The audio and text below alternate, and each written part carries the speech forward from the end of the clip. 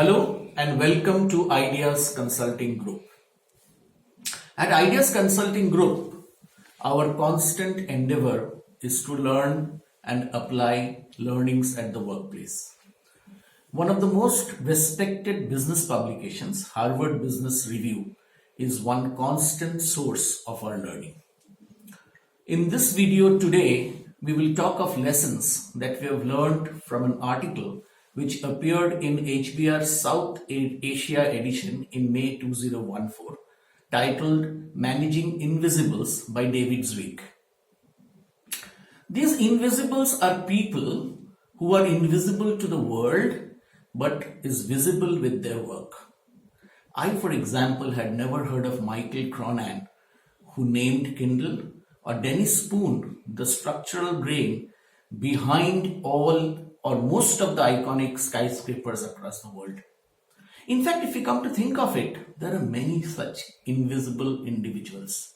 Think of the editor of a blockbuster movie, the ghostwriter of a classic novel, the person who's blending what we cherish, perfumers of perfume which we love to wear and flaunt. And during this COVID times, all those researchers and scientists who were racing against time to discover a vaccine against the virus. These invisibles, they work silently, they prefer anonymity to limelight. However, they are extremely proud of their abilities, their commitment, their competency, and therefore they need to be treated differently. They need to be treated in a manner which they want them to be. If you think of it, in this world of social media, everybody talks more than what the person delivers. They are the other way around. They talk hardly and they deliver a lot.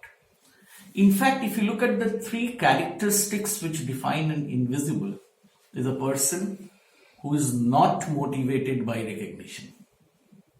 He's a person whose second name is meticulousness and work is workshop.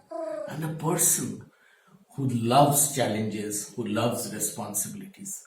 In fact, it has been seen that the greater the challenge, greater the responsibility, the more invisible they become.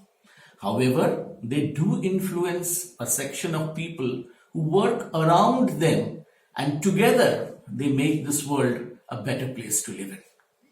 This, however, leads to a very unique management challenge. How do we manage such individuals?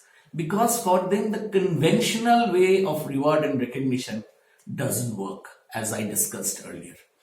So what do leaders need to do about them? First and foremost, identify them. I'm sure there are many in the organization who don't get identified because they are silent workers. Second, they often work in silos and do not normally conform to what the rest of the people in the organization do. So the leaders must understand the value that they bring to the organization or to the business or to the research. They must understand each of these invisible individuals individually. They must figure out what motivates them, what do they want. It will be foolish to think that they do not want motivation, because actually they are more aware of their self-worth than anybody else.